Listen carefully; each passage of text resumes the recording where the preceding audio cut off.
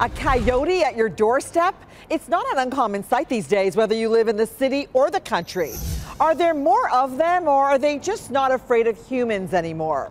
Our Nancy Carlson tonight on how some Canadian cities are dealing with catching the coyote.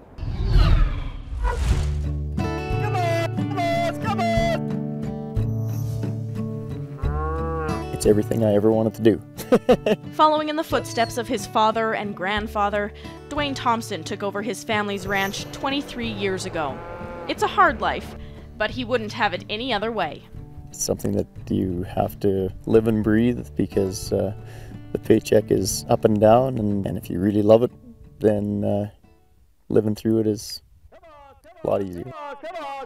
Right in the midst of calving season, Thompson is hoping for 700 healthy calves from this herd without the damage of last year. You'd find a calf that was dead and eaten up, and I always gave the coyotes the benefit of the doubt that the calf died, maybe in birth, and they're just doing their job, cleaning things up. That all changed after this gruesome discovery. A calf only days old, still alive, after being half-eaten by a coyote. What went through your mind when you found some of those animals in that state? Well, when you find a brand new calf partly eaten by a coyote, that's a pretty bitter pill to swallow. I was angry. For Thompson, coyotes are a big problem. Over the past year, he's found 10 calves eaten alive by coyotes. It cost him over $3,000 to replace those animals, but he suspects there were more. If I know for certain there was 10, then there's a very good chance there was 20. Reports of devastation like this aren't isolated. Calls were coming in from across Saskatchewan. Hunters, farmers and ranchers losing thousands of dollars. The province knew it didn't have the luxury of time, so it took aim at the problem, literally. For years, the Ministry of Agriculture has been shooting only problem coyotes. But in the past 2 years, it's doubled the funding for that program. So the ministry decided to try something new. For every set of coyote paws, the ministry will offer a $20 bounty. Over 80% of the rural municipalities in Saskatchewan are taking part in the program.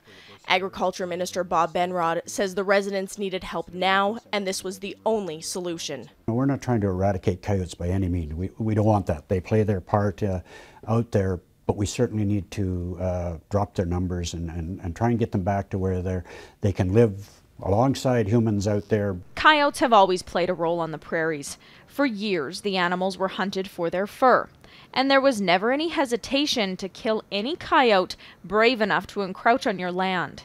But things have changed. A pelt now sells for about $20 instead of the $100 it used to, making it not worth the time for hunters and trappers. And many farmers say because of the federal gun registry, they don't even own a gun anymore. Without man to fear, the intelligent animal has become more brazen.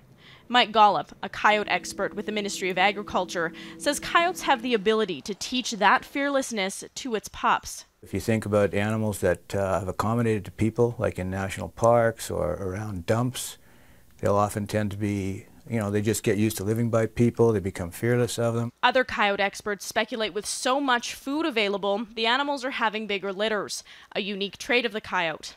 Back in the 1950s and 60s, the Saskatchewan government did try to eradicate coyotes using poison. It really did decimate the coyote numbers. Lauren Scott is the president of Nature Saskatchewan, an organization against this bounty program. It's just poor wildlife management, and it's, in this day and age, it's just not really acceptable, and certainly does not produce the results that we need.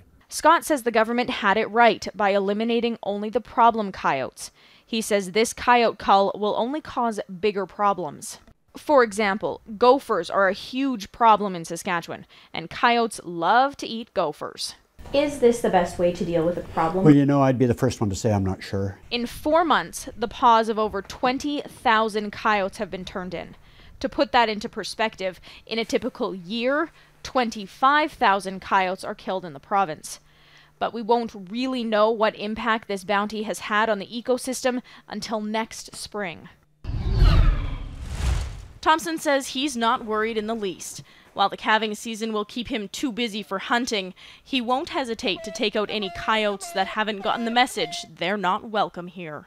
Many of our urban friends may be highly critical of this program and critical of many programs that take out nice little fuzzy creatures. If the coyote was able to take a portion of their paycheck, then maybe they'd have a bit more of an understanding.